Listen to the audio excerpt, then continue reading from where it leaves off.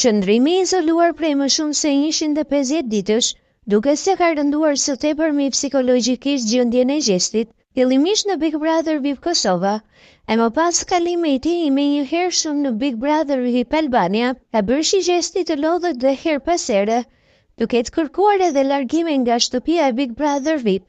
Me një bisedë sinqert me Dajen, Gjesti ka treguar se ka qenë shumë keq dhe shumë pranë largimit nga shtëpia, por vetëm një sekondë ka shpëtuar nga ky vendim. I pyetur në Daja se çfarë ndaloi të largohet, Gjesti u shpreh se u qua dhe është falur, dhe kjo gjë e ka qetësuar shpirtërisht. Ndërkohë kujtojmë se vetëm para disa ditësh u bën virale videot e Gjestit duke kryer namaz. Situata e Gjestit është rënduar edhe më tepër pas rikthimit të Eglit, e cila akuzon se ai është fajtori i gjendjes së saj të rënduar.